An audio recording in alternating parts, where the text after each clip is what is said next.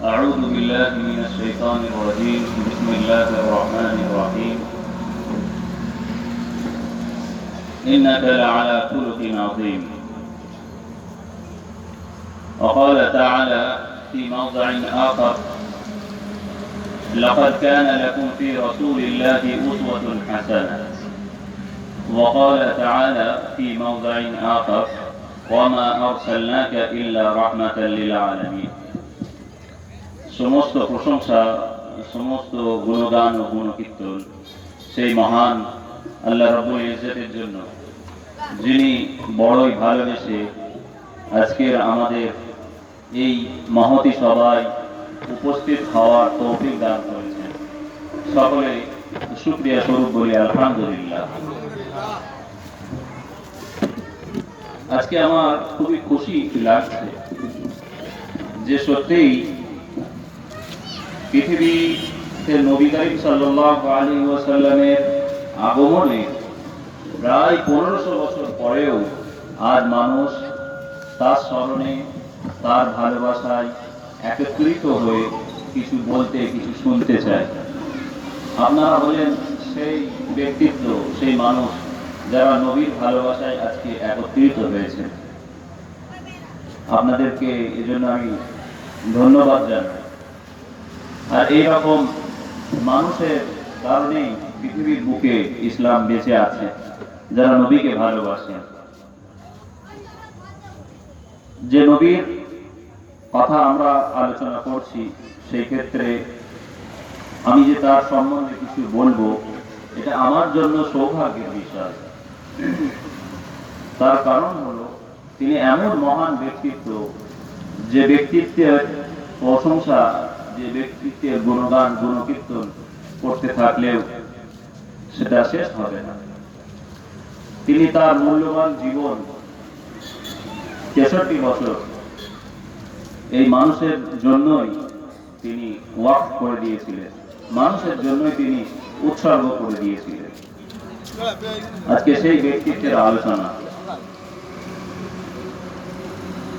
আমরা যদি লিখতে থাকি, লিখতে লিখতে তার প্রশংসা শেষ করা যাবে না। তো সেই ব্যক্তিত্বকে সামনে রেখেই আজকের আমাদের এই অনুষ্ঠান। সেজন্য আমাদেরকে খুব সচেতন থাকতে হবে, আর আমাদেরকে এখানে প্রতিজ্ঞাবদ্ধ হতে হবে যে আজকের এই অনুষ্ঠান থেকে আমরা কিছু নিয়ে যাব, কিছু শিখে যাব। প্রতি বছর নবী দিবস পালন করে আমরা বছরে একবার নবীকে স্মরণ করি দেখতে গেলে, কিন্তু হওয়া যেটা উচিত ছিল সেটা হলো প্রতিদিন নবী দিবস মানানো। আপনাদের শুনে হয়তো একটু আশ্চর্য লাগবে যে প্রতিদিন আবার কেউ নবী দিবস মানায়।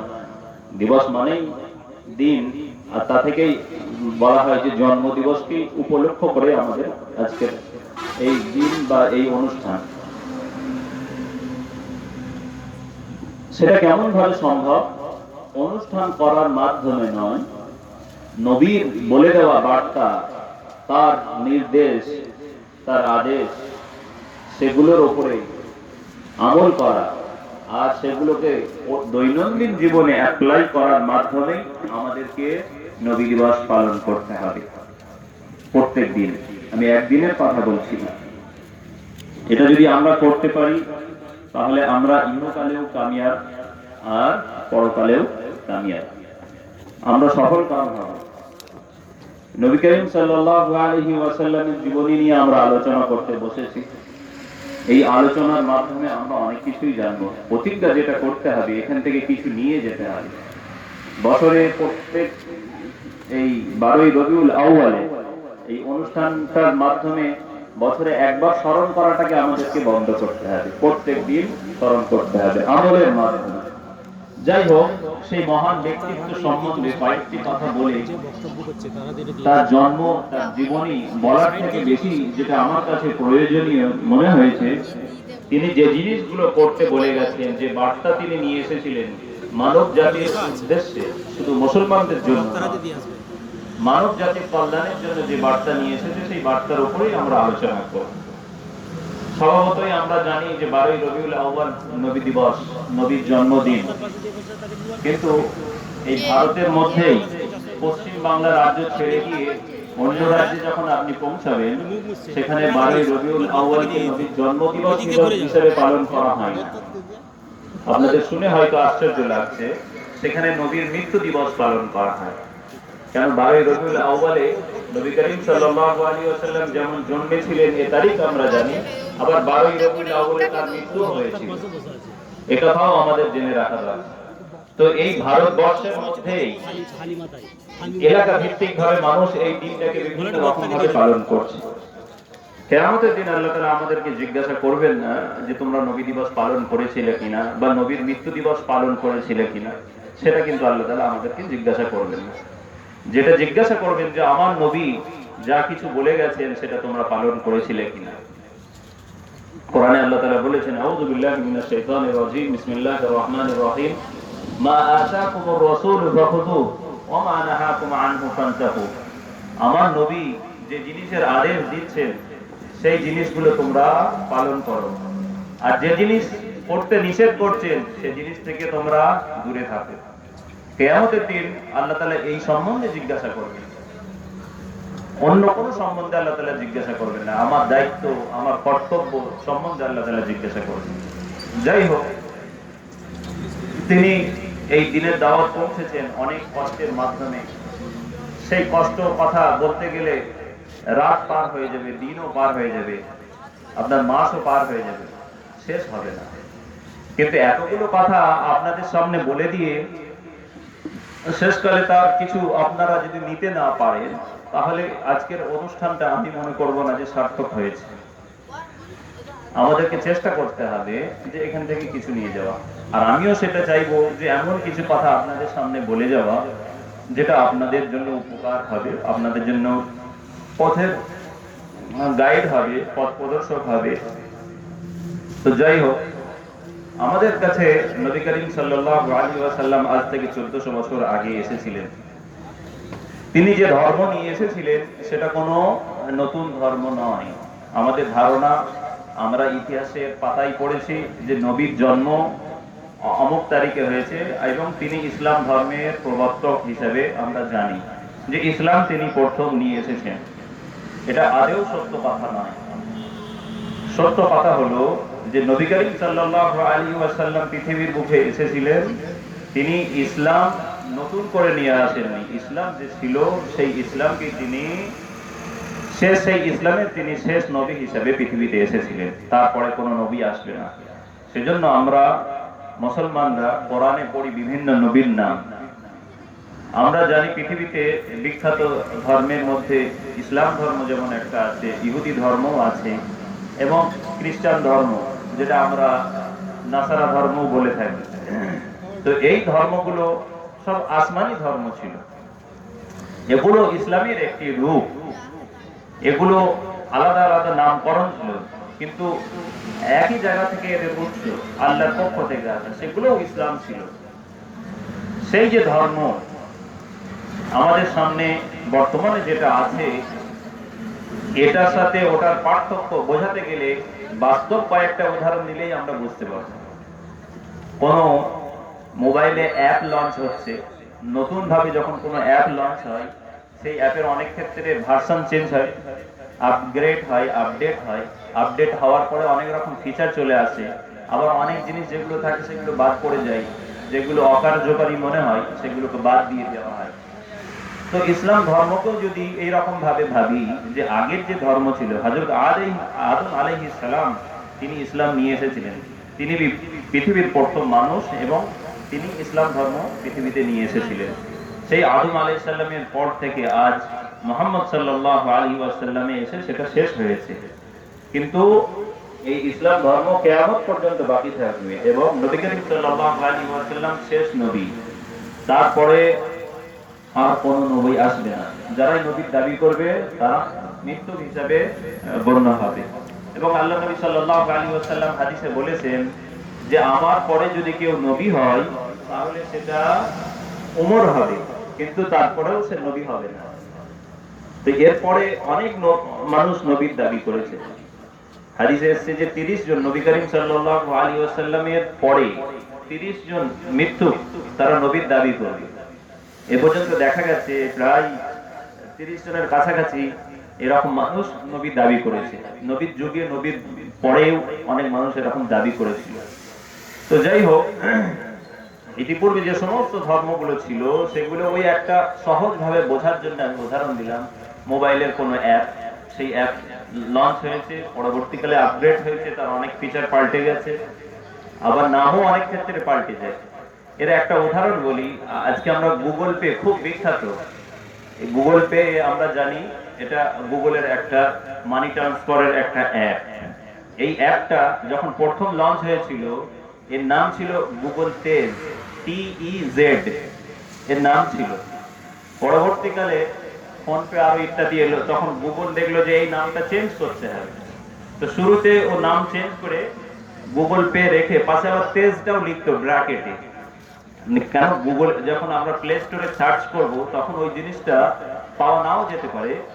আগে মানুষকে বলতে হবে আগের যে জিনিসটা ছিল তার নামটা পাল্টে গেছে, কিন্তু সেটা কোন জিনিস সেটা দেখানোর জন্য সেখানে ছিল। পরবর্তীকালে এখন আর সেই তেজ হিসাবে লেখা নেই। তো বলার উদ্দেশ্য হলো যে জিনিস একটাই, সময়ে সময়ে যুগ অনুযায়ী তাকে পরিবর্তন করতে হয়েছে, কিন্তু তার মূল কনসেপ্টটার পরিবর্তন হয়।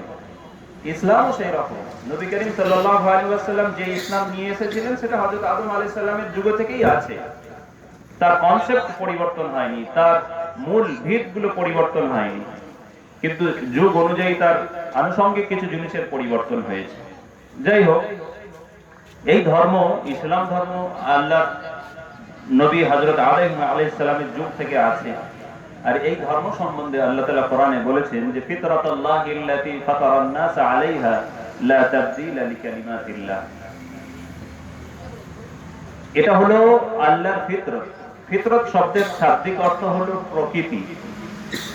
আমরা নেচার যেটা বলতে পারি, এমনি গাছপালা এগুলোকেও আমরা নেচার হিসাবে বলি, আর মানুষের প্রকৃতিকেও প্রকৃতি বলি। তো আল্লাহ বলছে এই যে ইসলাম ধর্ম, এটা হলো আল্লাহর প্রকৃতি। আল্লাহর যে প্রকৃতি, সেই প্রকৃতির ওপরেই আবার আল্লাহ মানুষের প্রকৃতি সৃষ্টি করেছেন, মানুষকে সৃষ্টি করেছেন।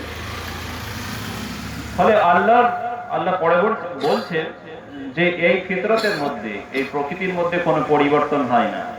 ফিতরাতাল্লাহিল্লাতী ফাতারান নাস আলাইহা লা তাবদীলা লিকালিমাতিল্লাহ লা তাবদীলা লিখালকিল্লাহ।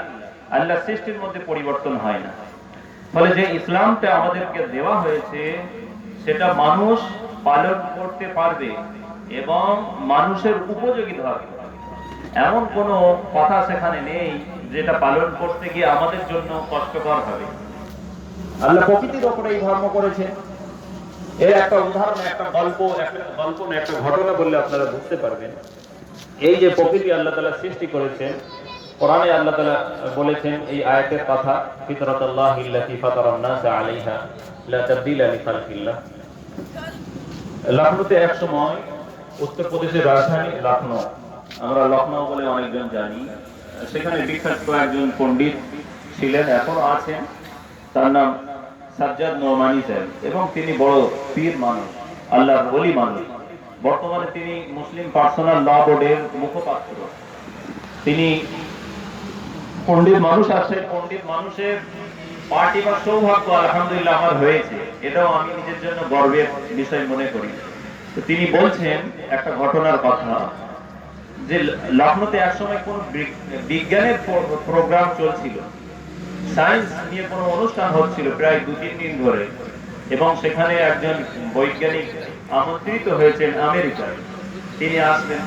কিন্তু সেই বৈজ্ঞানিক তিনি বলেছেন যে আমি ওখানে যেহেতু যাচ্ছি তাহলে কোনো ইসলামিক স্কলারের সাথে আমার সাক্ষাৎ করিয়ে দেবে, যাতে আমি ইসলাম সম্বন্ধে তার কাছ থেকে কিছু জানতে পারি। তো যেদিন উনি আসবেন সেটা ওই অনুষ্ঠানের শেষ দিন।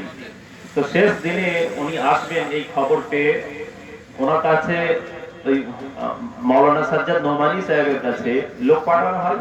উনি এসেছেন, এসে দেখছেন যে বৈজ্ঞানিকের আসার কথা ছিল তিনি যে বেশভূষা পরে এসেছেন তাকে দেখে আমেরিকান মানুষ বা একজন বৈজ্ঞানিক হিসেবে চেনা যাচ্ছে না। কারণ তিনি সাই বাবার ওখানে দীর্ঘ 4 মাস ছিলেন। ওই অনুষ্ঠানে আসার আগে সেখানে তিনি সাই বাবার যে ধর্ম, সেই ধর্ম চর্চা করেছেন এবং সেই রকমই ড্রেস পরেছেন। একজন বিজ্ঞানী মানে আমেরিকান মানুষ আসছে, তার বেশভূষা প্যান্ট শার্ট ইত্যাদি হবে, অনেক স্টাইলিশ হবে, কোট টাই ইত্যাদি হবে। তিনি দেখলেন পুরোটাই আলাদা। তিনি ওই গেরুয়া কাপড় পরেছে আর এখানে উপস্থিত হয়েছেন। তো আসার পর উনি বললেন যে আপনার এই অবস্থা কেন? উনি তখন বললেন যে ইসলাম সম্বন্ধে আমি আপনাকে যে জানাবো, কিছু বলবো, তার আগে আপনার অবস্থার কথা আপনি আমাকে শোনান। তো উনি বললেন যে 4 মাস আমি অমুক জায়গায় ছিলাম, সেখানে আধ্যাত্মিকতার অনুশীলন করেছি, আধ্যাত্মিকতার প্র্যাকটিস করেছি। তো তার আপনার অভিজ্ঞতার কথা আপনি শোনান। তো বৈজ্ঞানিক অভিজ্ঞতার কথা শোনাতে গিয়ে বললেন যে কি শিখলেন আপনি? যেটা আমি শিখেছি সেটা হলো যে আল্লাহকে পাওয়া মানে স্রষ্টাকে পাওয়া খুব সহজ জিনিস নয়। সেই স্রষ্টাকে পেতে গেলে আমাদের আত্মার বিরুদ্ধে আমাদেরকে কাজ করতে হবে।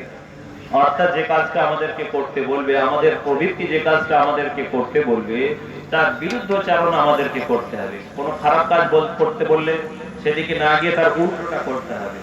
এইরকম ভাবে কঠোর পরিশ্রমের মাধ্যমে নিজের মনকে একত্রিত করে তবে সে স্রষ্টাকে পাওয়া যাবে। তো উনি বললেন যে আপনার মতে কি মনে হয় যে স্রষ্টাকে পাওয়ার এটাই যদি পথ হয়, তাহলে সব মানুষ কি পাবে? তো তিনি বললেন যে সেটা তো ভাববার বিষয়। সকলেই তো আল্লাহ তৈরি, তো সে সকলে আল্লাহ যেহেতু তৈরি, তাহলে সকলের কাছে আল্লাহ সহজে পৌঁছাতে পারছে না।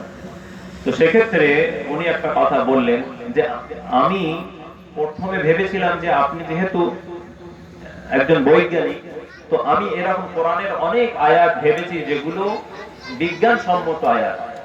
তো আমি আপনাকে কনভিন্স করার জন্য ওই সমস্ত আয়াত ভেবেছিলাম, কিন্তু এখন আমি সেই সমস্ত আয়াতের কথা আমি বলবো না। আমি যে কথাটা আপনাকে বলতে চাইছি যে আপনি একটা কাগজ নিন এবং সেই কাগজে দুটো ভাগ করুন, মাঝ থেকে একটা দাগ টানুন।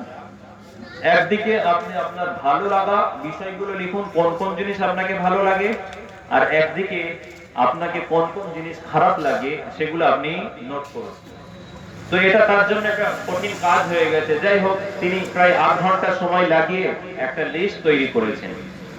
তো লিস্ট তৈরি করার পর তাকে জিজ্ঞাসা করা হয়েছে যে এবার আপনি আপনার লিস্টটা শোনান পড়ে।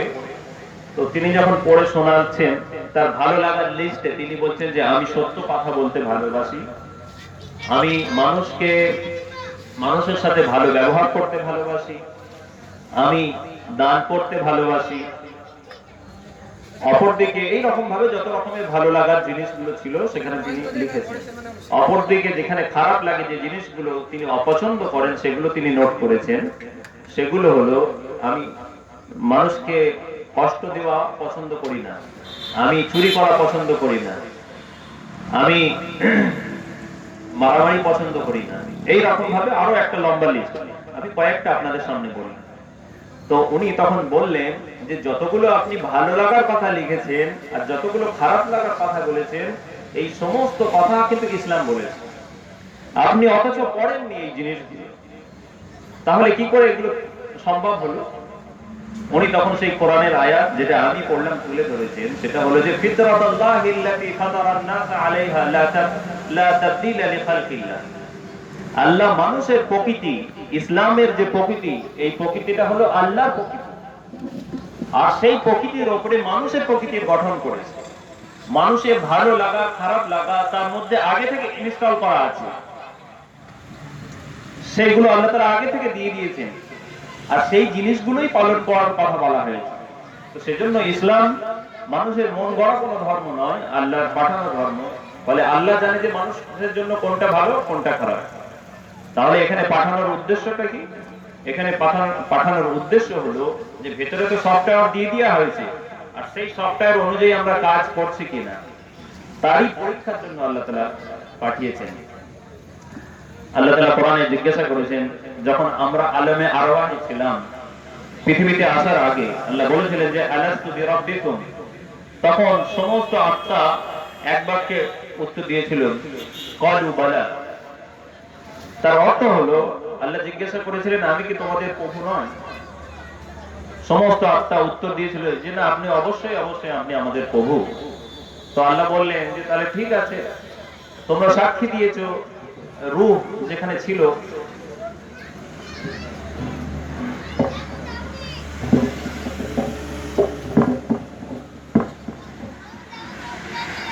তোমরা সেখানে ছিলে, সেই যে কথা আমার সাথে আমাকে যে কথা দিয়েছিলে, যে প্রতিশ্রুতি দিয়েছিলে, তারই পরীক্ষা করার জন্য আমি তোমাদেরকে পৃথিবীতে পাঠাচ্ছি।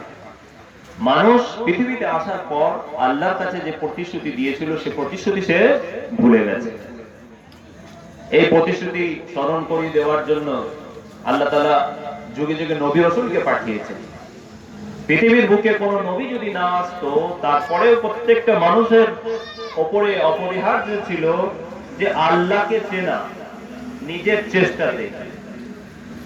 আল্লাহ তার জন্য তিনি দায়ী হতেন না। তার মানুষকে আল্লাহ তাআলা বুদ্ধি দিয়েছে, চিন্তা করার ক্ষমতা দিয়েছে। মানুষ বিভিন্ন জিনিসে ভাবতে পারবে, কমসে কম সে তার স্রষ্টাকে চিনতে পারবে। পৃথিবীর প্রত্যেকটা জিনিস আমরা দেখি যে তার কোনো না কোনো ক্রিয়েটর, তার স্রষ্টা বা তার বানানোওয়ালা আছে। তাহলে এত বড় পৃথিবী চলছে, এত বড় মহাবিশ্ব চলছে, ব্রহ্মাণ্ড চলছে, সেটা কি করে সম্ভব? নিশ্চয়ই তার কোনো স্রষ্টা আছে। এটা মানুষের কর্তব্য ছিল। কিন্তু আল্লাহ তাআলা মানুষকে পৃথিবীতে পাঠানোর পরেও তাকে একা ছেড়ে দেননি। তাকে একা না ছেড়ে দিয়ে যুগে যুগে তার রাহাবারি করেছেন, যুগে যুগে নবী পাঠিয়েছেন। মানুষ যে বার্তা আল্লাহর কাছে বলে এসেছিল সেটা ভুলে গিয়েছিল, সেটা স্মরণ করানোর জন্য আল্লাহ তাআলা যুগে যুগে নবী পাঠিয়েছেন। প্রত্যেক মুসলমানের অপরিহার্য কর্তব্য যে ইতিপূর্বে যতগুলো নবী এসেছেন সমস্ত নবীকে মানা। সেজন্য কোরআনে আল্লাহ তাআলা বলে দিয়েছেন যে যতগুলো নবী আছেন সকল নবীকে কিন্তু মুসলমানকে মানতে হবে। আমরা যদি কোনো নবীকে অস্বীকার করি তাহলে আমরা মুসলমান থাকবো না। কিন্তু তার বলে দেওয়া ধর্ম পথ সেগুলো আমাদের জন্য অপরিহার্য নয় মানার ক্ষেত্রে। আমাদের ক্ষেত্রে যেটা অপরিহার্য সেটা নবী করিম সাল্লাল্লাহু আলাইহি ওয়াসাল্লাম যেটা বলেছেন সেটা মানার ক্ষেত্রে আমাদের জন্য অপরিহার্য কর্তব্য, আমাদেরকে সেটা মানতে হবে। কিন্তু অন্য ধর্ম যারা পালন করে, বিশেষ করে আসমানি ধর্ম যেগুলো, তার মধ্যে আমি বললাম ইহুদি এবং নাসারা, মানে খ্রিস্টান ইহুদি ধর্ম, এরা মুহাম্মদ সাল্লাল্লাহু আলাইহি ওয়াসাল্লামকে মানে না। মুসা আলাইহিস সালাম আগে এসেছেন, তারই উম্মত হলো ইহুদিরা, তারই উম্মত হলো বনি ইসরাইল ইহুদি। আর তারপরে এসেছে হযরত ঈসা আলাইহিস সালাম, তারই উম্মত খ্রিস্টান বা নাসারা। তো মুসা আলাইহিস সালামের উম্মতরা ঈসা আলাইহিস সালামকে মানে না, পরে যারা এসেছে।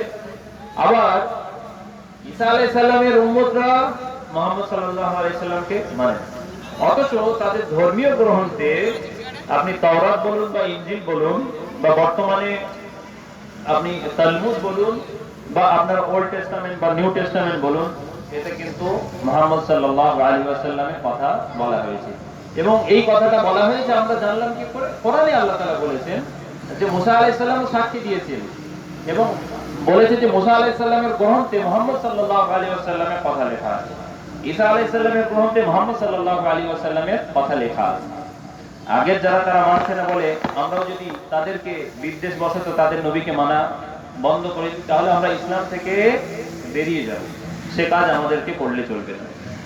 এই ধর্ম শান্তির ধর্ম, এর নামকরণ যে করা হয়েছে ইসলাম, এই নামকরণের মধ্যে অনেক কিছু লুকিয়ে আছে। আমাদেরকে আল্লাহ তাআলা নবী পাঠিয়েছেন, রাসূল পাঠিয়েছেন, তার সাথে সাথে গাইডলাইন কোরআনও দিয়েছেন। আল্লাহ তাআলা কোরআন পাঠিয়ে ক্ষান্ত হয়ে যেতে পারতেন যে যা তোমাদেরকে বই দিয়ে দিয়েছি তোমরা বই পড়ে পড়ে ইসলাম মেনে নাও, কিন্তু আল্লাহ তাআলা সেটা করেননি। আল্লাহ কোরআন পাঠানোর পর তার সাথে সাথে তার নবীকেও পাঠিয়েছেন। মানে বই স্কুলে দিয়ে দেওয়া হয়েছে, শিক্ষক দেওয়া হয়নি, এরকম কোনো স্কুল নেই যে স্কুল চলছে সেখানে শুধু বই দিয়ে দেওয়া হয়েছে। ছাত্রদেরকে বলা হয়েছে যে তোমরা 40 মিনিট করে এক একটা বই একা একা পড়ে নেবে। তারপর আবার 40 মিনিট হবে আরেকটা বই পড়বে। এরকম কিন্তু কোনো স্কুলেও নেই। তো এই সাধারণ উদাহরণটা আল্লাহ তাআলা আমাদেরকে দিয়ে রেখেছেন। আর আল্লাহ নবী এত বড় একটা বার্তা নিয়ে আসছেন, শুধু কোরআন আল্লাহ পাঠিয়ে দেবেন আর তার কোনো নবী থাকবে না, তার গাইডলাইন থাকবে না, তা কিন্তু নয়। আল্লাহ তাআলা চাইলে আকাশে পুরো কোরআনকে লিখে দিতে পারতেন। আমরা আকাশের দিকে তাকিয়ে তাকিয়ে কোরআনের অর্থ যদি বাঙালিদের জন্য আল্লাহ বাংলায় লিখে দিয়েছেন, আরবদের জন্য আরবিতে লিখে দিয়েছেন, যারা ইংরেজি ভাষী তাদের জন্য ইংরেজিতে লিখে দিয়েছেন, এটা আল্লাহ তাআলা চাইলে করতে পারতেন, কিন্তু এতে ফলপ্রসূ হবে না। সেজন্যই আল্লাহ তাআলা যে জিনিস মানে কষ্টের সাথে পাওয়া যায় সে জিনিসের গুরুত্ব হয়, আর যে জিনিস সহজে পাওয়া যায় সে জিনিসের গুরুত্ব কম হয়। আমরা যে ইসলাম ধর্ম অবলম্বী, আমাদেরকে ইসলাম পাওয়ার জন্য কষ্ট করতে হয়। ফলে ইসলামের কোনো জিনিস আমরা যখন ছেড়ে দিই আমাদের সে কষ্ট হয় না। নবী করিম সাল্লাল্লাহু আলাইহি ওয়াসাল্লামের সাহাবীরা ইসলাম পেয়েছেন অনেক কষ্টের মাধ্যমে, এবং তাদেরকে মারা হয়েছে আপনার মরুভূমিতে, তপ্ত রোদে তাদেরকে ফেলে দেওয়া হয়েছে, পিঠে পাথর চাপিয়ে দেওয়া হয়েছে, চর্বি গলে গলে পড়ছে, তারপরেও কিন্তু তারা আল্লাহ বলা ছাড়েননি, ইসলামকে ছাড়েননি। ইসলামের এক একটা জিনিস পালন করতে গিয়ে অনেক মানে যত্নসহী হতে হয়েছে, যে কোথাও কেউ দেখে নেবে আর আমাকে অত্যাচার করবে, এরকম ঘটনা অনেক আছে। তো তারপরেও তারা কিন্তু ইসলামকে ছাড়েনি। আমাদের জন্য নামাজ ছেড়ে দেওয়া, ইসলামের অন্যান্য জিনিস ছেড়ে দেওয়া অনেকটাই সহজ, কেন আমরা কষ্ট করে পাইনি। ইভেন নবী করিম সাল্লাল্লাহু আলাইহি ওয়াসাল্লাম এক সময় নামাজ পড়ছিলেন, আর নামাজ পড়া অবস্থায় সেই উটের উজুরি নবী করিম সাল্লাল্লাহু আলাইহি ওয়াসাল্লামের উপরে চাপিয়ে দেওয়া হয়েছিল। তিনি সিজদারত অবস্থায় আর উঠতে পারেন, পরবর্তীকালে আবার এসে অন্য কেউ সেটা সরিয়েছে। তো সেই কষ্ট আমাদেরকে করতে হয় না। যে জিনিস সহজে এসে গেছে সে জিনিস সহজেও চলে যায়। সেজন্য আল্লাহ নবী সাল্লাল্লাহু আলাইহি ওয়াসাল্লাম বলেছেন যে কিয়ামত যখন কাছাকাছি আসবে তখন মানুষ সকালে মুসলমান থাকবে, আবার রাত হতে হতে অমুসলমান হয়ে যাবে। আবার যে মানুষ রাতে মুসলমান থাকবে সে সকালে অমুসলমান হয়ে যাবে। তো এজন্য আমাদেরকে একটু সচেতন হতে হবে, আর আল্লাহর কাছে সবসময় চাইতে হবে যে আল্লাহ আমাকে ইসলাম থেকে বার করে দিও না কোনো আমাদের এমন আমলের মাধ্যমে। যাই হোক, এবার আমি আরো কয়েকটা অন্য কথা বলবো নবী করিম সাল্লাল্লাহু আলাইহি ওয়াসাল্লামের বার্তা সম্বন্ধে এবং ইসলাম সম্বন্ধে। ইসলাম সম্বন্ধে আমাদের কনসেপ্টটা ক্লিয়ার হওয়া দরকার। ইসলাম শব্দের শাব্দিক অর্থ শান্তি। কি? শান্তি। এটা আমাদের সকলেরই জানা আছে, কিন্তু ইসলাম শব্দের আরো একটা অর্থ আছে যেটা আমাদের জানা নেই সাধারণ মানুষের, সেটা হলো আত্মসমর্পণ করা। ইসলাম শব্দের শাব্দিক অর্থ শান্তি, যেমন তার সাথে সাথে আরেকটা অর্থ হলো আত্মসমর্পণ করা। আত্মসমর্পণ করা মানে কারোর কাছে নিজেকে সঁপে দেওয়া, নিজেকে সঁপে দেওয়া, কারো অধীনে নিজেকে করে দেওয়া, এর অর্থ। তো এই দুটো অর্থ আছে। তো আমি ইসলামের যে সংজ্ঞা সেটা এরকম ভাবে করি যে সার্বিকভাবে আল্লাহর কাছে আত্মসমর্পণের মাধ্যমে সমস্ত ধরনের মঙ্গল কামনা করা, শান্তি কামনা করার নামই হলো ইসলাম। আল্লাহ তাআলা প্রকৃতি অনুযায়ী আমাদেরকে তৈরি করেছেন, ইসলামকেও তৈরি করেছেন। ফলে এর বাইরে যদি আমরা কিছু করি সেটা আমাদের পৃথিবীর দিক থেকেও ক্ষতি হবে, আখিরাতের দিক থেকেও ক্ষতি হবে। আল্লাহ নবী সাল্লাল্লাহু আলাইহি ওয়াসাল্লামকে আল্লাহ পাঠিয়েছেন, তার উপরে কোরআন নাযিল করেছেন। সেই কোরআন আমরা এখন শুধু আরবিটা পড়ি, তেলাওয়াত করি। আরবি পড়লে তার তেলাওয়াতের সওয়াবও আছে, আল্লাহ নবী সাল্লাল্লাহু আলাইহি ওয়াসাল্লাম বলছেন, সেটা আমাদের অস্বীকার নেই। একটা শব্দ, একটা অক্ষর যদি পড়া হয় তাতে আল্লাহ নবী সাল্লাল্লাহু আলাইহি ওয়াসাল্লাম বলছেন যে 10টা করে সওয়াব হবে। আল্লাহ নবী বলেও দিয়েছেন যে আলিফ লাম মিম, এই আলিফ লাম মিম এটা একটা শব্দ, এতে 3টে অক্ষর আছে, এই 3টে অক্ষরের আলাদা আলাদা আল্লাহ তাআলা সওয়াব দেবেন।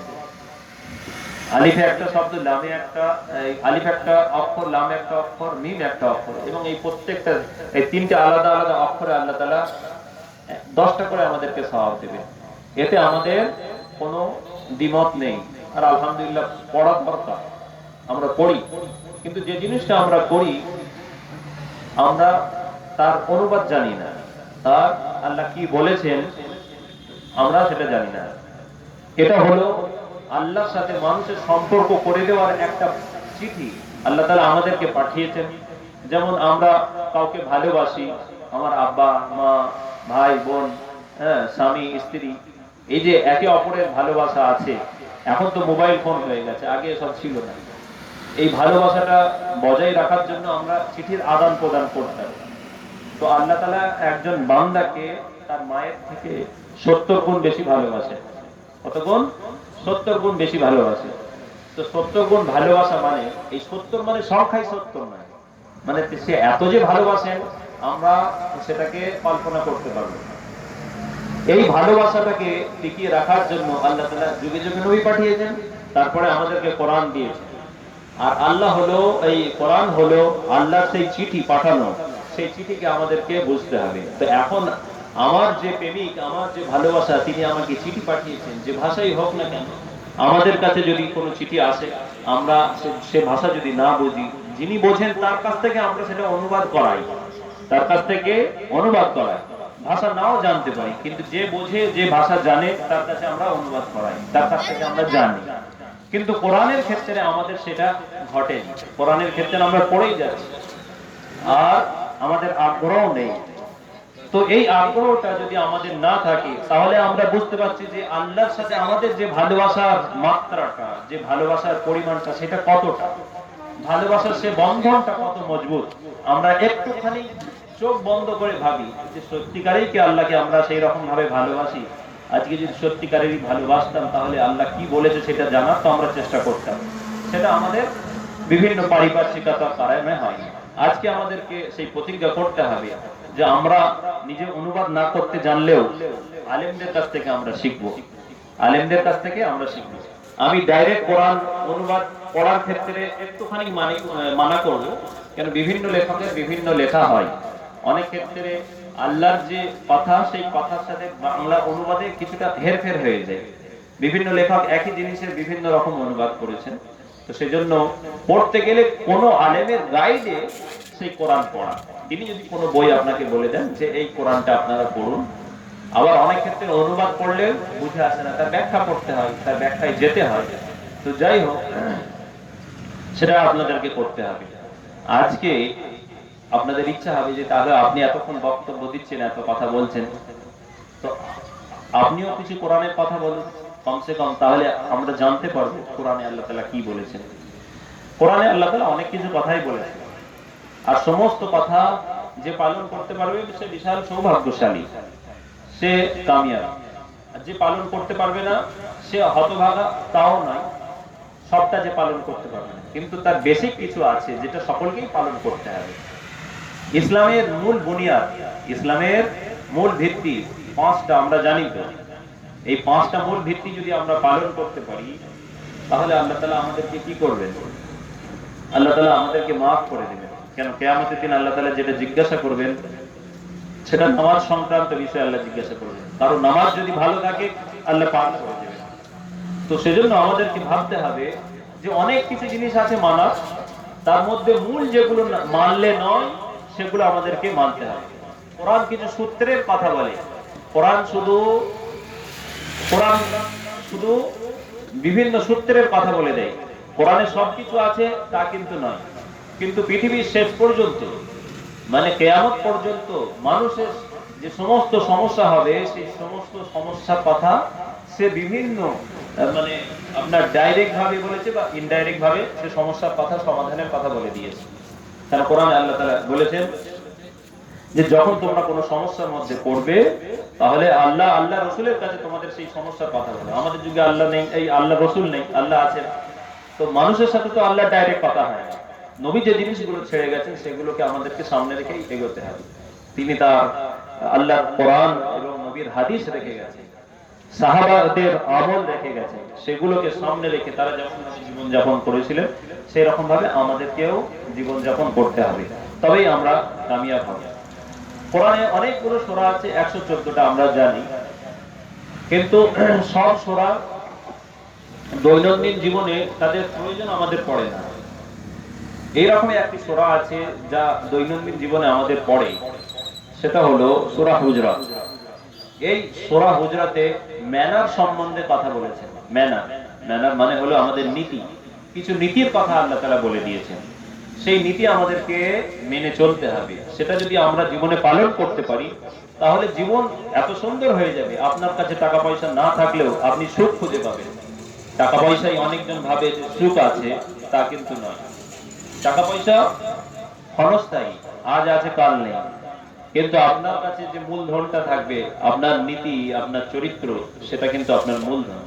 এবং আল্লাহ তাআলা ইবাদতের ক্ষেত্রে দুই রকম ইবাদতের কথা বলেছেন, দুই রকম হকের কথা বলেছেন, দুই রকম কর্তব্যের কথা বলেছেন। একটা হলো হুকুকুল্লাহ আর একটা হলো হুকুকুল ইবাদ। একটা হলো বান্দার হক, মানে সৃষ্টির হক, আর একটা হলো আল্লাহর হক। সৃষ্টির হক কর্তব্য, যে আল্লাহ বাদ দিয়ে আশপাশে যারা মানুষ আছে, যারা সৃষ্টি আছে, তাদের সাথে কেমন ভাবে ব্যবহার করতে হবে, তাদের কি দায়িত্ব কর্তব্য আছে তাদের প্রতি আমাদের, সেগুলোর ক্ষেত্রে আল্লাহ তাআলা বলে দিয়েছেন। এবং আল্লাহর সাথে যে দায়িত্ব কর্তব্য মানুষের আছে, সেগুলো আল্লাহ তাআলা বলে দিয়েছেন। আল্লাহ বলছেন যে মানুষ যদি হুকুকুল্লাহ, অর্থাৎ আল্লাহর প্রতি যে দায়িত্ব পালন করা দরকার ছিল, আল্লাহর যে কাজ করার দরকার ছিল, সেক্ষেত্রে যদি তাদের অবহেলা হয়ে যায়, আল্লাহ চাইলে মাফ করে দেবেন। কিন্তু কোন বান্দার হক, অর্থাৎ কোন বান্দার কর্তব্য বা তার দায়িত্ব, তার প্রতি যে দায়িত্ব ছিল, তার প্রতি যে হক ছিল, সে যদি হকটাকে পালন না করে, তাহলে কিন্তু আল্লাহ তাআলা তাকে ছাড়বেন না যতক্ষণ পর্যন্ত সেই ব্যক্তি না মাফ করছে। আমাদের এখান থেকে অনেক মানুষ হজে যান, হজে যাওয়ার আগে তারা মসজিদে দাঁড়িয়ে বলে দেন বা ঈদগাহে বলে দেন যে ভাই, আমি যদি কোনো ভুল করে থাকি আমাকে মাফ করে দেবেন, আমি হজে যাচ্ছি।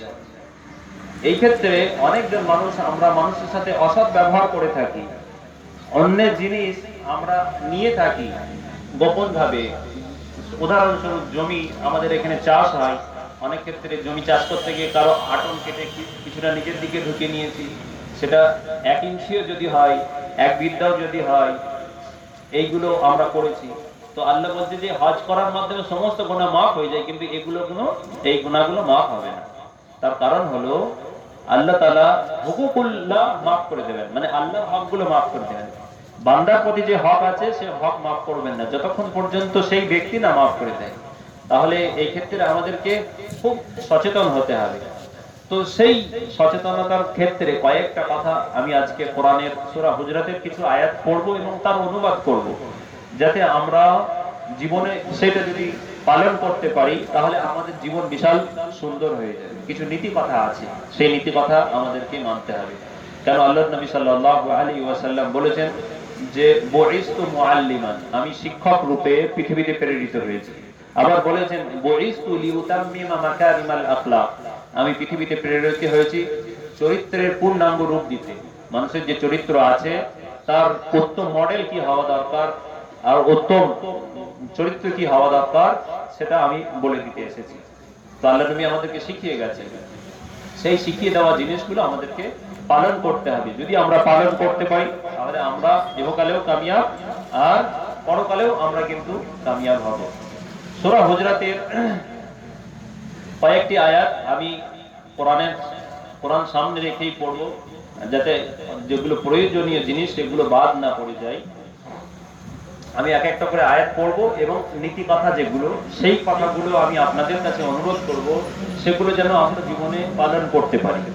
না হলে প্রতি বছর এইরকম অনুষ্ঠান হবে আর শিক্ষা কিছু হবে না, পালন কিছু হবে না। আমাদেরকে ভাবতে হবে যে পৃথিবীতে যতদিন আছি, যে সমস্তগুলো জিনিস মানা আমাদের দরকার, সেগুলো যেন আমরা চেষ্টা করি মানার। যদি চেষ্টা মানে মানতে না পারি, কমসে কম প্রতিটি অনুষ্ঠানে একটা করে কথা নেব। অনুষ্ঠান হবে, একটা ভালো কথা নেবো এবং তার উপরে আমল করা শুরু করে দেবো। তাহলেই দেখবেন অনেক কিছু বদলে গেছে। আমি পৃথিবীতে, ধরুন আমার সাপোজ 70 বছর বয়স, আমি প্রথমে 2 বছর, এই 20 বছর বাদ দিলাম, আপনার বাকি থাকে 50 বছর। তো 50 বছরে যে নবী দিবস হচ্ছে, 50 বছরে ধরুন 50টা আপনি ভালো কথা শিখতে পারেন। সেই ভালো কথা শিখে আমল যদি আপনি করতে পারেন, আল্লাহ তাআলা আপনাকে পাঠ করে দেবেন। কেন আল্লাহর ইবাদত মানে যে শুধু মসজিদে বসে তাসবিহ তেলাওয়াত করা, তা কিন্তু নয়। আল্লাহ নবী সাল্লাল্লাহু আলাইহি ওয়াসাল্লাম বলেছেন যে ইন্নামাল আ'মালু বিন্নিয়াত, মানুষের নিয়তের উপরে তার আমল নির্ভর করে। আবার বলেছেন একটি হাদিসে যে আজাবান লি আমরিল মুমিন ইন্না আমরাহু কুল্লাহু লাহু খায়র, ইন আসাবাতহু সাররা শাকারা ফাকানা খায়রাল্লাহ ওয়া ইন আসাবাতহু দাররা সাবারা ফাকানা খায়রাল্লাহ। বলেছেন যে মানুষের প্রত্যেকটা কাজই হলো আশ্চর্যজনক।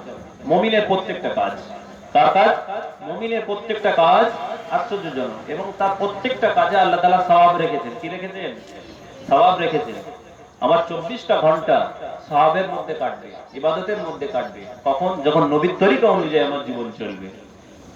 পরে বলছেন যে একটুখানি এইগুলো যদি আমরা জানি তাহলে ইবাদত করতে আগ্রহ হবে আর চিন্তা করতেও ভালো লাগবে। আল্লাহ নবী বলেছেন যে সে কোনো কারণে দুঃখিত হয়েছে, কোনো কারণে সে আনন্দিত হয়েছে, আনন্দিত হওয়ার পর সে আলহামদুলিল্লাহ বলেছে, আল্লাহ শুকরিয়া আদায় করেছে। আল্লাহ বলেছে এর জন্য তাকে আমি সওয়াব দিয়েছি, তার জন্য সওয়াব মানে আল্লাহ তাআলা রেডি করে রেখেছেন। আবার অপর থেকে কোনো কারণে সে দুঃখিত হয়েছে, কষ্ট পেয়েছে আর তাদের সাথে সবর করেছে, আল্লাহ বলছে তার জন্য আমি সওয়াব রেখে দিয়েছি। অর্থাৎ প্রত্যেকটা 24টা ঘন্টা একটা মিনিটও আপনার ইবাদতের বাইরে হবে না। শুধু যে পদ্ধতিটা আমি বলে দেবো সেই পদ্ধতিটা যদি পালন করতে পারেন 24 ঘন্টা আপনার ইবাদত হবে। সেটা কেমন ভাবে? নবীর তরিকা অনুযায়ী চললে হবে। আমি রাতে শুচ্ছি, সবার সময় নবী করিম সাল্লাল্লাহু আলাইহি ওয়াসাল্লাম যে পদ্ধতি বলে গেছেন সেই পদ্ধতি অনুযায়ী যদি শুই, দোয়া পড়ে শুই, ওযু করে শুই, সারা রাত আমি ঘুমাবো, আমার ইবাদতের খাতায় লেখা হবে, সওয়াব লেখা হবে, আমার জন্য ইবাদত লেখা হবে। ঘুম থেকে উঠলাম, উঠে দোয়া যেগুলো আল্লাহ নবী সাল্লাল্লাহু আলাইহি ওয়াসাল্লাম বলেছেন সেগুলো পড়ে নিলাম, আল্লাহ তাআলা তাতেও আমাকে সওয়াব দেবেন। এবার খেতে বসেছি, নাস্তা করছি, নাস্তা করতে গিয়ে আমি দোয়া যেমন ভাবে আল্লাহ নবী সাল্লাল্লাহু আলাইহি ওয়াসাল্লাম সুন্নত তরিকায় বলেছেন, হাত ধুতে হবে, দস্তরখান মেলে খেতে হবে, এগুলো আমি পড়লাম, আমার সওয়াব হয়ে গেল। একটা মিনিটও কিন্তু বাদ যাচ্ছে না, একটা মিনিট নয়, একটা সেকেন্ডও বাদ যাচ্ছে না। আপনি কাজ করতে চলে গেলেন, হালাল রুজি উপার্জন করতে চলে গেলেন। আল্লাহ নবী সাল্লাল্লাহু আলাইহি ওয়াসাল্লামের হাদিস আছে হালাল রুজি উপার্জন করা নফল নামাজের থেকেও বেশি সওয়াব। কোন নামাজের থেকেও বেশি সওয়াব? নফল নামাজ। আমি নফল নামাজ পড়ছি দীর্ঘক্ষণ, কিন্তু আমি কামাই করছি না, আমি ইনকাম করছি না, আল্লাহ তাআলা আমাকে কি করবেন? এর জন্য আমাকে পানিশমেন্ট পেতে হবে। তার কারণ হলো আমার অধীনে যারা আছে তাদের খাদ্য ব্যবস্থা করা আমারই উপরে আছে, সেজন্য আমাকে পালন করতে হবে। দীর্ঘক্ষণ নামাজ পড়লেও আমাদেরকে তখন অন্য পন্থা অবলম্বন করতে হয় ইনকামের ক্ষেত্রে, তাহলে আমাদেরকে গুনাহগার হতে হচ্ছে। তো সেজন্যই নফল নামাজ পড়ার থেকে হালাল রুজি ইনকাম করার বেশি সওয়াব। তো আপনি যে হালাল রুজি ইনকাম করতে গেছেন এটা ভেবে যে আল্লাহ নবী সাল্লাল্লাহু আলাইহি ওয়াসাল্লাম বলেছেন, তো যতক্ষণ আপনি রুজি ইনকাম করবেন, যতক্ষণ আপনি কাজ করবেন, ততক্ষণ পর্যন্ত আপনি সওয়াবের মধ্যে রয়েছেন। আপনার অ্যাকাউন্টে সওয়াবের অ্যাকাউন্টে সওয়াব লেখা হচ্ছে, আপনি বুঝতেও পারছেন না। শুধু নিয়তের প্রয়োজন, খালি মনে রাখা যে যা কিছুই করছি আমি হালাল রুজি আমার অধীনে যারা আছে তাদের জন্য আমি করছি, তাদেরকে খাওয়ানোর জন্য করছি, হালাল রুজির জন্য আমি করছি, সওয়াব হবে। আপনি বাথরুমে গেছেন, যেখানে গিয়ে সওয়াবের কল্পনাই আমরা করতে পারি না, আপনি সেখানে হালকা হচ্ছেন, কিন্তু আল্লাহ তাআলা আপনার জন্য সওয়াব লিখে রেখেছেন। কখন? নবী করিম সাল্লাল্লাহু আলাইহি ওয়াসাল্লামের পদ্ধতি অনুযায়ী করলে সেই সওয়াব পাবেন। কিয়ামতের দিন মানুষ এক একটা সেকেন্ডের জন্য আফসোস করবে। একজন মুমিন মানুষ কিয়ামতের দিন যে বলবে যে আল্লাহ ওই সেকেন্ডটা যদি আমি সুবহানাল্লাহ বলে কাটাতাম তাহলে আমি কতই না আরো সওয়াব পেতাম। তাকে এমন জায়গায় আল্লাহ তাআলা পৌঁছে দেবেন, তখন তার আফসোস হবে। তো সেই আফসোস হওয়ার আগে পৃথিবীতে আমাদের কাছে সময় আছে, সেই সময়টাকে কাজে লাগাতে হবে। তো সেই সময় কাজে লাগানোর জন্য কোরআন শরীফের আমি যে সূরার কথা বললাম সেই সূরার কয়েকটি মূল কথা বলবো, সূত্র বলে দেবো, যে সূত্রের উপরে আমল করলে আপনার জীবন সুন্দর হয়ে যাবে। ক্যালকুলেটর আমরা দেখেছি, ক্যালকুলেটর যখন তৈরি হয়, যে যিনি তৈরি করেছেন যে বৈজ্ঞানিক, তিনি পৃথিবীর সমস্ত অঙ্ক কিন্তু সেই ক্যালকুলেটরে লিখে দেননি। আমি কি অঙ্ক করব সে বৈজ্ঞানিক জানবে কি করে? তাহলে কিন্তু সেই ক্যালকুলেটরে পৃথিবীর সমস্ত অঙ্ক করা যায়। কি করে সম্ভব? একটুখানি ভাবুন। অর্থাৎ সেই ক্যালকুলেটর করার সময় পৃথিবীর সমস্ত অঙ্ক দেওয়া নেই, কিন্তু সেই ক্যালকুলেটর পৃথিবীর সমস্ত অঙ্ক করতে পারে। সেটা কিসের মাধ্যমে? যখন বৈজ্ঞানিক যিনি ছিলেন তিনি যখন পড়েছেন তাতে সূত্র দিয়ে দিয়েছেন, অঙ্কের কিছু সূত্র দিয়ে দিয়েছেন, প্রয়োজনীয় সূত্র। সেই সূত্রগুলো দেওয়ার কারণে সেই সূত্রের আওতায় যতগুলো অঙ্ক পড়ে সবগুলো তার অঙ্কর হিসাব মিলে যায়, অঙ্ক হয়ে যায়। তো কোরআনেও আল্লাহ তাআলা কিছু সূত্রের কথা বলে দিয়েছেন। মানব জীবনে চলার ক্ষেত্রে, সঠিক পথে চলার ক্ষেত্রে কিছু সূত্র আমাদেরকে মেনে নিতে হবে। সেই সূত্র যদি আমরা পালন করি তাহলে আমাদের জন্য অনেক সব অনেক কিছুই আমরা এগোতে পারবো। জায়েজ নাজায়েজের ক্ষেত্রে অনেক রকম বিষয়ে অনেক রকম মতামত, এই মতভেদ আসে। তার কারণ হলো, মতভেদ আসার কারণ আমরা সূত্র জানি না। সূত্র না জানার কারণেই কিন্তু আমাদের এই সমস্যা হয়েছে। সেজন্য আলেমদের সংস্পর্শে থাকতে হবে, যারা আল্লাহওয়ালা, যারা জ্ঞান রাখে, তাদের সাথে থাকতে হবে। কোরআনে আল্লাহ তাআলা বলেছেন, ইয়া আইয়ুহাল্লাযীনা আমানুত্তাকুল্লাহা ওয়া কুনু মা'আস সাদিকিন, হে ঈমানদাররা তোমরা আল্লাহকে ভয় করো এবং সত্যবাদীদের সাথে থাকো। সত্যবাদী কারা? যারা আল্লাহকে ভয় করে। মিথ্যাবাদীদের সাথে থাকতে মানা করে। আলেমরা যারা সত্যবাদী, যাদের যাদের কাছ থেকে আমরা বসলে অনেক কিছু শিখতে পারবো, দ্বীনের সম্বন্ধে শিখতে পারবো, ওই রকম মানুষকে চুজ করতে হবে। আর প্রকৃত যারা উলামা হবে, আলেম হবে, তারা কিন্তু আল্লাহকে ভয় করবে। আল্লাহ তাআলা বলেছেন, ইন্নামা ইয়াখশাল্লাহা মিন ইবাদিহিল উলামা, প্রকৃতপক্ষে আল্লাহকে যারা ভয় করে, প্রকৃত যারা আল্লাহকে ভয় করে তারা হলো আলেম। কেন? তারা আল্লাহকে জানে, তবেই সে ভয় করে। একটা উদাহরণ দিলে বুঝতে পারবেন। একজন কারেন্টের মিস্ত্রি সে কারেন্টে হাত দেয় ডাইরেক্ট, কারেন্ট চলা অবস্থায় সে জানে। আবার একজন সাধারণ মানুষ সেই জায়গায় হাত দিতে ভয় করে, সে কারেন্ট সম্বন্ধে তার জানা আছে, ইলেকট্রিসিটি সম্বন্ধে তার জানা আছে, সে এমন জায়গায় দাঁড়িয়ে আপনার হাত দিয়েছে, সেই জায়গা থাকলে তাকে কারেন্ট শক লাগবে। এখন যদি ওই কারেন্টের মিস্ত্রিকে দেখে অন্যজন নকল করতে যায়, সে এমন জায়গায় একটা দাঁড়িয়েছে যেখানে আর্থিন আছে, ফলে সে ওই কারেন্ট শকেই সে আবার মারা যাবে। তাহলে কোন জায়গা থেকে কারেন্টে হাত দেওয়া যাবে, কোন জায়গা থেকে কারেন্টে হাত দেওয়া যাবে না, এই কারেন্টের মিস্ত্রি জানে।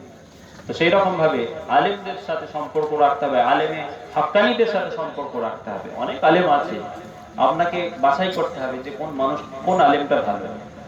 কিন্তু আপনাকে খেয়াল করতে হবে, যেহেতু আলেম, আমাদেরকে সম্মান করতে হবে। কেন? তারা দীর্ঘদিন দিন শিখেছে, সেই দিনের তাদের থেকে অনেক কিছু শেখার আছে। যাই হোক, আমি অন্যদিকে না যে আমি মূল কথার দিকে আসি। আজকে সূরা হুজরাতের কয়েকটি আয়াত আমি পড়ব এবং সেই আয়াতের অনুবাদ করব। এই কথাগুলো মাথায় যাতে রাখেন, তার জন্য এত লম্বা ভূমিকা আমাকে বলতে হয়েছে, এর গুরুত্ব বোঝানোর জন্য। বিসমিল্লাহির রহমানির রহিম। আমি কোরআনের সূরার শুরু থেকে পড়বো না, যে আয়াতগুলো দরকার সেগুলো পড়ব। আল্লাহ তাআলা বলেছেন, ইয়া আইয়ুহাল্লাযীনা আমানু লা তারফাউ আসওয়াতাকুম ফাওকা সাওতিন নাবিয়্যি ওয়া লা তাজহারু লাহু বিল কাওল কাজাহরি বা'দিকুম লিবা'দিন আন তাহবাতা আমালুকুম ওয়া আনতুম লা তাশউরুন। আল্লাহ বলেছেন, হে মুমিনরা, তোমরা নবীর সামনে তোমাদের আওয়াজকে উঁচু করো না। নবীর সামনে, নবী আছেন, নবীর উপস্থিতি আছে, সেই উপস্থিতিতে তুমি জোরে জোরে চিল্লাচ্ছ, বিয়াদবি করছো, এ করা চলবে না। সেজন্য এখানে ব্যাখ্যাকারী মুফাসসিরিন যারা আছেন তারা বলেছেন যে আল উলামাউ ওয়ারাসাতুল আম্বিয়া, আলেমরা হলো নবীর উত্তরাধিকারী।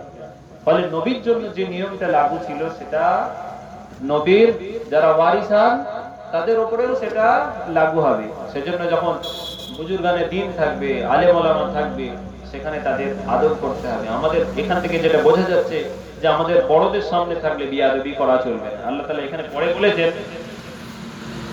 যে আনতাহবাতা আমালুকুম ওয়া আনতুম লা তাশউরুন। এতে কি হবে যে তোমার অজান্তে তুমি এমন কিছু করে ফেলবে, এমন কিছু কথা বলে ফেলবে, যার কারণে তোমার আমল সব ডিলিট হয়ে যাবে, আমল সব মুছে যাবে। এই আয়াতের ব্যাখ্যাতে একটা কথা বলি। কিয়ামতের দিন আল্লাহ তাআলা যখন হিসাব নেবেন, তখন অনেক মানুষ আসবেন, এমন অনেক মানুষ আসবেন যাদের আমলের বোঝা বিশাল পাহাড় সমতুল্য হবে, কিন্তু তারা জাহান্নামী হবেন। কেন জাহান্নামী? এই জন্য হবেন যে পৃথিবীতে অনেক কিছু আমল করেছেন, কিন্তু মানুষের সাথে ওঠা বসার ক্ষেত্রে ব্যবহার ভালো করেননি। কাউকে চড়াও ভাবে কথা বলেছে, কাউকে মনে কষ্ট দিয়েছে, তো সে এসে বলবে যে আল্লাহ, সে আমাকে কষ্ট দিয়েছিল, তাহলে আল্লাহ তাআলা তার আমল থেকে কেটে একে আমল দেন। কেন? কোরআনে আল্লাহ তাআলা বলেছেন, ফামাইয়ামাল মিসকালা যাররাতিন খায়রান ইয়ারা ওয়া মাইয়ামাল মিসকালা যাররাতিন শাররান ইয়ারা। যে অনুপরিমাণ, পরমাণু পরিমাণ খারাপ কাজ করবে, তার বদলাও আল্লাহ তাআলা দেবেন। আর অনুপরিমাণ বা পরমাণু পরিমাণ যদি কেউ ভালো কাজ করে, সেও কিন্তু তার ভালো ফল আল্লাহ তাআলা তাকে কিয়ামতের দিন দিয়ে দেবেন। অনু মানে চোখে দেখা যায় না, অনু মানে আমাদেরকে মাইক্রোস্কোপে দেখতে হবে। তো সেই জিনিস ওই পরিমাণ, মানে আল্লাহ এমন ইনসাফ করেন যে ছোট ছোট ভুল হলেও সেগুলো কিন্তু আল্লাহ তাআলা ধরবেন, তার বদলা আল্লাহ তাআলা দেবেন। তো এই ব্যক্তি পৃথিবীতে অনেক জনকে কষ্ট দিয়েছে, অনেক চড়াও ভাবে কথা বলেছে। তো সেই ব্যক্তি কিয়ামতের দিন গিয়ে তার সমস্ত আমল বিভিন্ন পাওনাদাররা আসবে, সে বলবে আমার এই করেছে, তাকে আল্লাহ তাআলা সমস্ত আমল তার ভাগ থেকে কেটে কেটে দিয়ে দেবে। এত অত্যাচারী ছিল।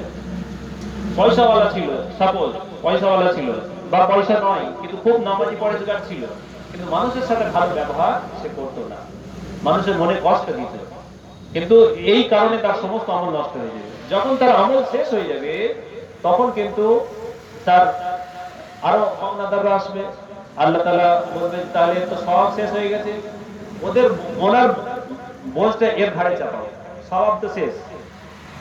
তো শেষকালে সকলের গোনার ভার নিয়ে তাকে জাহান্নামে যেতে হবে। তাহলে আমরা আজকে যারা উপস্থিত আছি তারা কমসে কম ভাবি যে আমাদের মাধ্যমে এরকম জিনিস হচ্ছে কিনা, আমাদের মাধ্যমে কোনো মানুষ কষ্ট পাচ্ছে কিনা।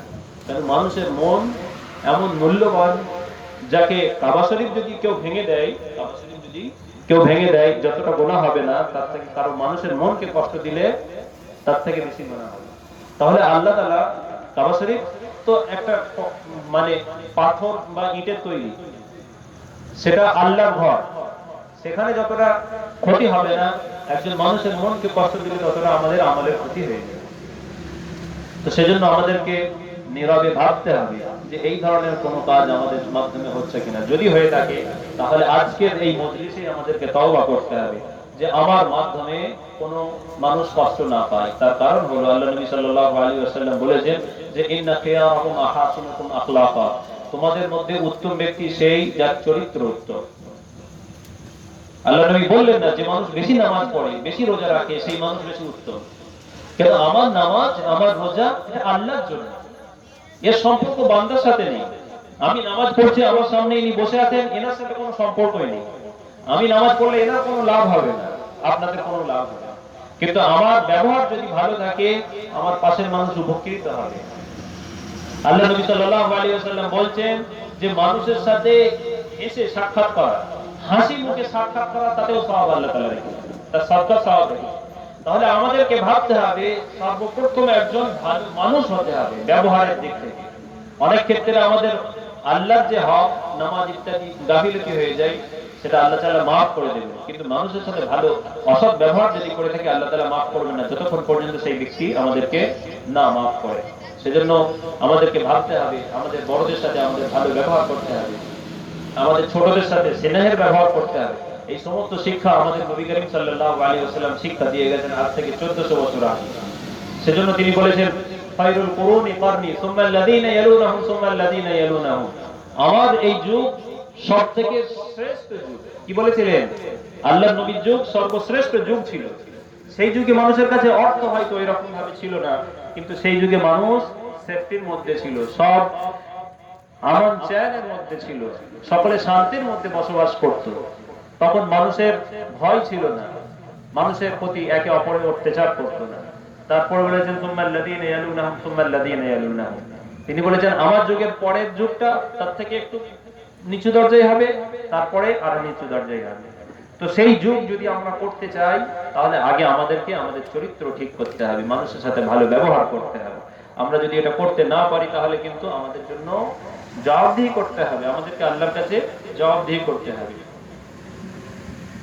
তারপরে আল্লাহ তাআলা কয়েকটি কথা বলেছেন, এই সূত্রটা আমাদের অনেক ক্ষেত্রে মিস হয়, যেটা আমরা পড়ে থাকি। সেই আয়াতটা পড়ছি, তারপর অনুবাদ করব, তারপরে তার কথা আমি বলবো। আল্লাহ বলেছেন ইয়া আইয়ুহাল্লাযীনা আমানু ইন জাআকুম ফাসিকুম বিনাবাইন ফাতাবায়ানু আন তুসিবু কওমান বিজাহালাতিন ফাতুসবিহু আলা মা ফাআলতুম নাদিমিন। আল্লাহ বলছেন যে তোমাদের কাছে কোনো ফাসিক গুনাহগার যদি কোনো খবর নিয়ে আসে, বিশেষ খবর নিয়ে আসে, তাহলে খবরটা আগে যাচাই করো। কি করো? যাচাই করো। কেন? কেননা যদি যাচাই না করো তো তোমরা আপসের মধ্যে লড়াই করে বসবে, অজান্তেই তোমরা একে অপরের সাথে ঝামেলায় জড়িয়ে পড়বে, আর এমন মারামারি হয়ে গেল পরবর্তীকালে তোমাদেরকে পস্তাতে হবে। অনেক ক্ষেত্রে আমাদের সম্বন্ধে অনেকে অনেক কিছুই বলে, আমাদের দৈনন্দিন জীবনে অনেক কিছু ঘটে। সেজন্য কোনো মানুষ যখন কোনো কিছু কথা বললো, সেই কথা শুনে আমি কিন্তু যার সম্বন্ধে বলেছে তার সাথে আমি যে অনেক কিছু কথা বলে দিলাম, আবার ঝগড়া হয়ে গেল। তো আমি জানলাম না এই যে যিনি আমাকে শোনাচ্ছেন তিনি মিথ্যা কথাও তো বলতে পারেন, সেজন্য যাচাই করার কথা বলা হয়েছে। এখানে একটা শব্দ বলা হয়েছে ফাসিক। ফাসিক বলা হয় ওই গুনাহগারকে, ওই কাবিরা গুনাহগার যে প্রকাশ্যে কাবিরা গুনাহ করে। যে ব্যক্তি প্রকাশ্যে কাবিরা গুনাহ করে তাকে বলা হয় ফাসিক। এখানে একটা ঘটনা আছে, সেই ঘটনার কথা আমি একটু বলি। এক সময় আল্লাহ নবী সাল্লাল্লাহু আলাইহি ওয়াসাল্লাম এক সাহাবীকে পাঠিয়েছেন যাকাত কালেকশন করার জন্য। সেই সময় যে নিয়ম ছিল, বিভিন্ন গোত্র তাদের যাকাত তারা রেডি রাখতো, একজন মানুষ যেতেন, তিনি সেই যাকাতগুলো নিয়ে চলে আসতেন। এক সময় এক সাহাবী গেছেন, যাওয়ার পরে সেখানে দেখছে যে ওই গোত্রের লোকেরা দাঁড়িয়ে আছে। ইসলাম আনার পূর্বে এই গোত্রের সাথে ওর সম্পর্ক ভালো ছিল না, বন্ধুত্বপূর্ণ সম্পর্ক ছিল না, তাদের সাথে শত্রুতা ছিল। তো ইনি যখন যাচ্ছেন তখন ওই